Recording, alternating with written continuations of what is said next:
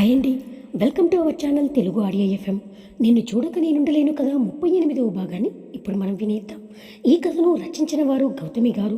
ఇక మనం కథలోకి వెళ్తే సూర్య ల్యాప్టాప్ ఓపెన్ చేసి క్లయింట్స్తో మాట్లాడుతూ ఉంటాడు. మధు సూర్య దగ్గరికి వచ్చి సార్ అని పిలుస్తుంది. ప్లేట్లో ఫుడ్ తీసుకుని వచ్చి ఏంటి పెళ్లి కూతురా ఎలా వచ్చావు అని వెటకారంగా అంటాడు సూర్య. నీకు కాబోయే శ్రీవారితో మాట్లాడుకుంటూ ఉండగా ఇక్కడికి వచ్చావేంటి, ఫీల్ అవుతాడేమో వెళ్ళు అని అంటాడు వెటకారంగా సూర్య. మళ్ళీ ఆ మాటలకి మధు కళ్ళల్లో నీళ్లు తిరుగుతాయి. మీతో కొంచెం మాట్లాడాలి అని అంటుంది మధు. మీకోసం ఫుడ్ తీసుకుని వచ్చాను, కొంచెం తినండి సార్, మార్నింగ్ నుంచి ఏం తినలేదు అని అంటుంది మధు. నీకు కాబోయే శ్రీవారు తిన్నారో లేదో అడిగావా మధు అని అంటాడు సూర్య. ఆ మాటలకి మధుకి పిచ్చ కోపం వస్తుంది. మధు, నీ రూమ్లో సిగ్నల్ వస్తుందా, ఇక్కడ సరిగా రావడం లేదే అని అంటాడు సూర్య. టాపిక్ డైవర్ట్ చేయాలని కావాలని అడుగుతూ ఉంటాడు. సార్ నేను చెప్పేది కొంచెం వినండి సార్ అని అంది కోపంగా మధు. ఫుడ్ అక్కడ పెట్టేసి వెళ్ళిపోమదు, నాకు ఆకలేసినప్పుడే తింటాను, లేకపోతే తినను, నీకెందుకు అవన్నీ, తలుపు దగ్గరికి వేసేసి వెళ్ళిపో అని అంటాడు సూర్య కోపంగా. కేశవ్తో ఫుడ్ పంపిస్తే ఎందుకు తినలేదు మీరు అని అడుగుతుంది కోపంగా మధు. నిన్ను నీకు కాబోయే శ్రీవారిని చూసి కడుపంతా నిండిపోయింది, ఇంకా తినాల్సిన అవసరం లేదు అని తినలేదే అని అంటాడు వెటకారంగా సూర్య. అబ్బా నన్ను చంపుతున్నారు మీ మాటలతో అని అంటుంది కోపంగా సూర్య వైపు చూస్తూ మధు. నా మీద కోపం తిండి మీద చూపించొద్దు సార్, కావాలంటే నా మీద చాలా కోప్పడింది, తినేసిన తరువాత నేనేమి అన్నాను, మీరు నా అతిథి సార్, మిమ్మల్ని బాగా చూసుకోవాలి, దేవయాని ఆంటీ నన్ను తిడుతుంది, మీ ఇంటికి మా అబ్బాయి వస్తే కనీసం భోజనం కూడా సరిగ్గా పెట్టలేదా అని. మా అమ్మ మీద చాలా గౌరవమే ఉంది, అందులో 1% కూడా నా మీద లేదు కదా నీకు మధు అని అంటాడు సూర్య కోపంగా. ఎందుకు లేదు సార్, మీరంటే నాకు చాలా గౌరవం అభిమానం కూడా ఉంది అని అంటుంది. నా ప్రేమ విషయం చెప్తే అసలు దాన్ని పట్టించుకోను కూడా లేదు కదా అని అంటాడు సూర్య. ఇప్పుడు అవన్నీ ఎందుకు సార్, మీకు ఆల్రెడీ చెప్పాను కదా, రేపు నా పెళ్ళి, మర్చిపోండి నన్ను అని అంటుంది మధు. సార్ గట్టిగా మాట్లాడొద్దు, ఇక్కడ అందరూ వింటున్నారు అని అంటుంది మధు. ఎవరైనా వింటారేమోనన్న భయంతో తలుపు దగ్గరికి వేసేస్తుంది మధు. మీకు చాలా ఇష్టమని వెజిటేబుల్ బిర్యానీ చేశాను సార్, ఆంటీ ఒక్కసారి నాకు చెప్పారు అప్పుడు, మీకు చాలా ఇష్టమని, తినండి సార్ బాగుంటుంది, నేనే స్వయంగా కుక్ చేశాను అని అంటుంది మధు మెరిసే కళ్ళతో. నా ప్రేమ గురించి చెప్తూ ఉంటే అసలు నన్ను పట్టించుకోవడం లేదు కదా, నేనెందుకు తినాలి అని అన్నాడు సూర్య. మీ మాటలన్నీ నేను వింటాను, ముందు తినాలి, తర్వాత మీరు ఏం చెప్పినా వింటాను అని అంటుంది మధు. అయితే నాతో చాలాసేపు మాట్లాడాలి మధు అని అంటాడు సూర్య. సరే మాట్లాడతాను అని అంది. సరే తినండి అని అంటుంది మధు. నువ్వే తినిపించు మధు అని అంటాడు సూర్య. నేనా అని అంటూ ఆశ్చర్యపోతుంది మధు. రేపటి నుండి మీ శ్రీవారికి తినిపిస్తావు కదా, నాకెందుకు తినిపిస్తావులే అని అంటాడు సూర్య బాధపడుతూ. ఆ మాటకి మధు కళ్ళల్లో నీళ్లు తిరిగి తినిపిస్తాను సార్ అని చెప్పి ప్రేమగా ఒక్కొక్క ముద్ద పెడుతూ ఉంటుంది. అలా భోజనం మొత్తం తినేస్తాడు సూర్య. తర్వాత మధు ప్లేట్లో చేతులు కడుక్కుంటుంది. ఇక నన్ను వెళ్ళమంటారా అని అడుగుతుంది మధు.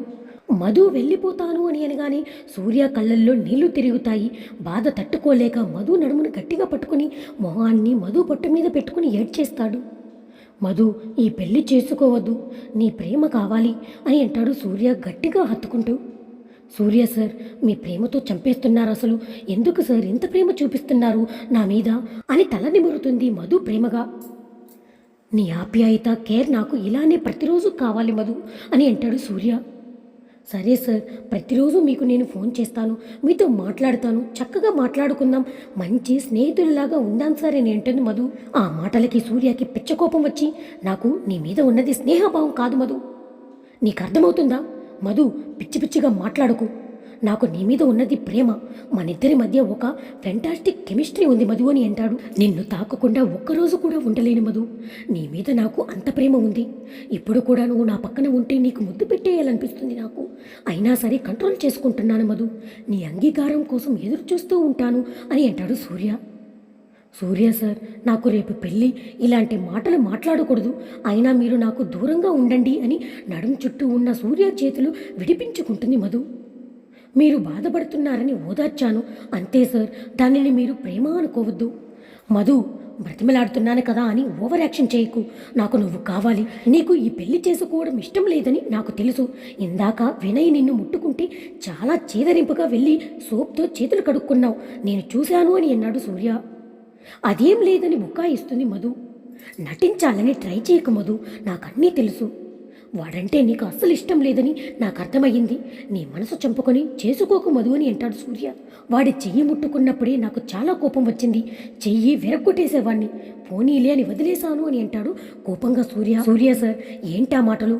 అసలు ఏమిటి సార్ మీ ఉద్దేశం? నాకు ఈ పెళ్ళిష్టం. మీరంటే నాకు ఇష్టం లేదని చెప్తున్నా వినిపించుకోరేంటి? అతన్ని ఇష్టపడో ఇష్టపడకుండానో చేసుకుంటాను. నా ఇష్టం, నా పర్సనల్ మీకు అనవసరం అని అంటుంది మధు కోపంగా. నీ ఇష్టం వచ్చినట్టు నీ మనసును చంపుకొని పెళ్లి చేసుకుంటానంటే చూస్తూ ఊరుకుంటాననుకుంటున్నావా? నీ ఆనందాన్ని పోగొట్టుకుంటానంటే అస్సలు ఊరుకోను అని అన్నాడు సూర్య. నువ్వు అనుకుంటూ ఉంటావు కదా రాక్షసుడు అని. నన్ను నిజంగానే రాక్షసుడిలాగా బిహేవ్ చేసి నిన్నెత్తుకుపోతాను, అర్థమవుతుందా మధు అని అంటాడు సూర్య కోపంగా. ఆల్రెడీ నిన్ను తాకాడని నేను విక్కం చేయి విరగొట్టా, అది నీకు తెలియదు అని అంటాడు సూర్య. రేపు పెళ్లి పెట్టెల మీద కూర్చున్నంత వరకు నీకు టైం. అప్పటిలోగా నాకు ఈ పెళ్ళి ఇష్టం లేదని అందరికీ చెప్పలేదనుకో, ఊరుకోను అని అంటాడు సూర్య కోపంగా. మంచిగా చెప్తే నువ్వు వినవు కదా, అందుకే ఈ రూట్లో రావాల్సి వచ్చింది మధు. ఇంకా నీకు ఆప్షన్లు ఏమీ లేదు, అర్థమైంది కదా? వెళ్ళి చక్కగా పడుకో, అర్థమైందా? రేపు పెళ్లి సమయానికి అందంగా ఉండాలి కదా అని అంటాడు సూర్య. ఆ మాటలన్నీ విని మధు షాక్ అవుతూ, ఏంటి సార్ మీరు చేసేది? నాకేమీ అర్థం కావడం లేదు. పిచ్చిగాని పట్టిందా ఏంటి మీకు? మా ఇంట్లో పరువు పోతుంది సార్, ఇంట్లో వాళ్ళందరూ నన్ను తిడతారు, అర్థం చేసుకోండి అని అంటుంది మధు ప్రతిమలాడుతూ. మీ ఇంట్లో వాళ్ళందరినీ నేను ఒప్పించుకుంటాను మధు, ముందు నా ప్రేమను నువ్వు అర్థం చేసుకో అని అంటాడు సూర్య. ఈ పెళ్లి జరగవలసి వస్తే మాత్రం ఏం చేసైనా సరే పెళ్ళి ఆపేస్తాను, అర్థమైంది కదా? ఏం చేసైనా సరే అని అంటాడు సూర్య గట్టిగా. మీరు చాలా ఎక్కువ చేస్తున్నారు సార్ ఇప్పటి వరకు. మీ మీద నాకు గౌరవంతో అభిమానంతో మాట్లాడాను, నాకు కోపం వస్తుంది అని అంటుంది మధు. నీ కోపాన్ని నేను పట్టించుకోను మధు, నేను చెప్తూ ఉంటే నువ్వు వింటున్నావా ఏంటి? ఏదో నిన్ను బ్రతిమలాడుతున్నాను కదా అని సాఫ్ట్ అబ్బాయి అనుకోకు. మాస్ లోపలే ఉన్నాడు, బయటికి తీయడం లేదు అని అంతే అంటాడు సూర్య. నా టైం అంతా వేస్ట్ చేసుకుంటూ 2 రోజులు ఇక్కడ ఉండడానికి నేనేం పిచ్చోడిని కాదు. అలాగే నీ మనుషులు అందరికీ నేను భయపడతాననుకోకు. ఈ ఇంటి చుట్టూ నా మనుషులు 100 మంది ఉన్నారు. చిట్టిగా వేశాననుకో ఇట్లే వచ్చేస్తారు, అందరినీ బంధించి నేను ఎత్తుకెళ్ళిపోతాను నేను, అర్థమవుతుందా నీకు? నువ్వు ఇష్టపడి రావాలని కోరుకుంటున్నాను కాబట్టి ఇప్పటి వరకు ఆగాను మధు, రేపు పెళ్లి పెట్టెల వరకు వెయిట్ చేస్తాను అని అంటాడు సూర్య. సూర్య అంత సీరియస్గా మాట్లాడేసరికి మధు స్టన్ అయిపోతూ ఆశ్చర్యపోతుంది. సరే వెళ్ళి త్వరగా భోంచేసి నువ్వు కూడా పడుకు బంగారం, రేపు పెళ్లిలో కలుద్దామని అంటాడు సూర్య. ఈ ఒక్క రోజుకి నువ్వు ఒంటరిగా పడుకో, రేపటి నుంచి కలిసి పడుకుందాం, ఓకేనా బుజ్జి, వెళ్ళు అని మధు బుగ్గగిలుతాడు సూర్య కన్ను కొడుతూ. చీ, మీకు సిగ్గులేదు, మీరు మంచివారనుకున్నాను, నిజంగానే రాక్షసుడు అని కోప్పడుతూ అక్కడి నుండి వెళ్ళిపోతుంది మధు. ఇక వినయ్కి ఎవరో ఫోన్ చేసి మాట్లాడుతూ ఉంటారు. నేను చెప్పింది గుర్తుంది కదా, రేపు ఏం చేయాలో అని ఆ పక్క నుండి ఒకడు మాట్లాడుతూ ఉంటాడు. అలా ఒక వీడియో పంపిస్తాడు అవతలి వ్యక్తి. అలాగే నీ అకౌంట్లో డబ్బులు కూడా వేశాను అని అంటాడు. మనం అనుకున్న ప్లాన్ అమలు చేస్తామని చెప్తాడు. సరే సార్ అని ఫోన్ పెట్టేస్తాడు వినయ్. వినయ్ చాలా సీక్రెట్గా ఎవరితోనో మాట్లాడడం కాత్యాయని వింటుంది. వినయ్ ఎవరితోనో మాట్లాడుతున్నాడే, అది కూడా మధు గురించి. ఏమై ఉంటుంది?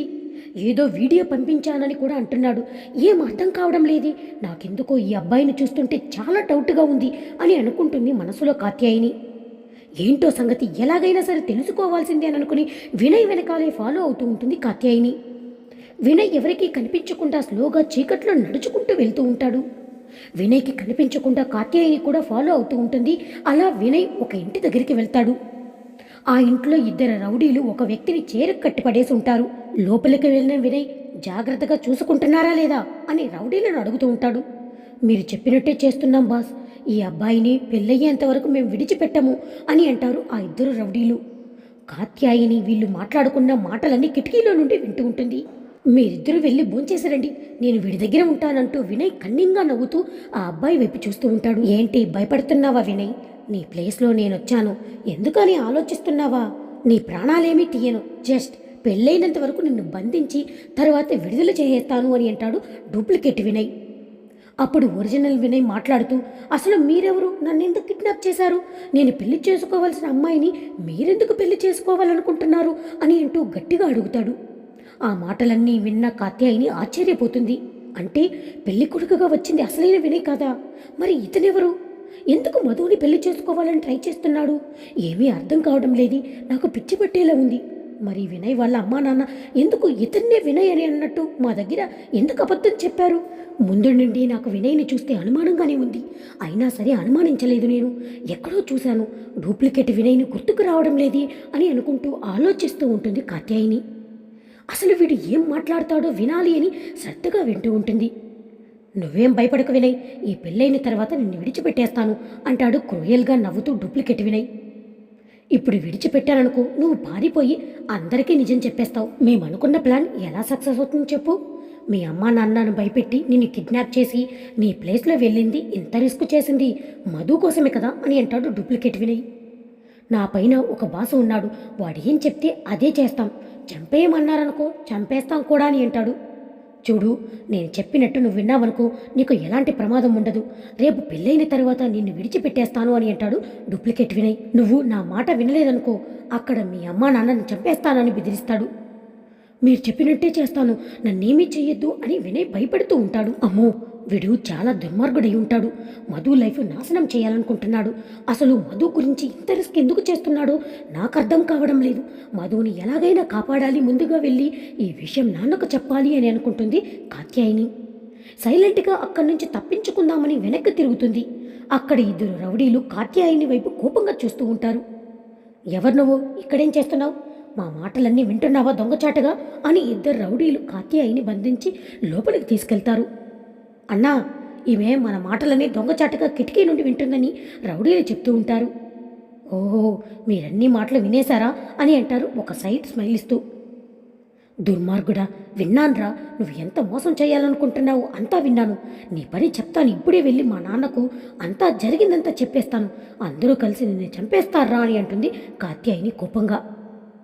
నీకంత సీన్ లేదులే, మేము విడిచిపెడితేనే కదా నువ్వు ఇక్కడి నుంచి వెళ్ళిపోయి అందరికీ చెప్పేది అని నవ్వుతూ ఉంటాడు గట్టిగా డూప్లికేట్ వినయ్. ఒరేయ్, చూస్తారేంట్రా, ఈమెను కూడా ఇంకొక చైర్ తీసుకొచ్చి కట్టి ఇక్కడే బంధించండి. పెళ్ళయ్యేంతవరకు వీళ్ళిద్దరూ తప్పించుకోకూడదు అని చెప్పి అక్కడి నుంచి వెళ్ళిపోతాడు డూప్లికేట్ వినయ్. వదలండ్రా నన్నంటూ గింజుకుంటూ ఉంటుంది కాత్యాయిని. అయినా సరే రౌడీలు పట్టించుకోకుండా కాత్యాయిని కూడా బంధించేస్తారు.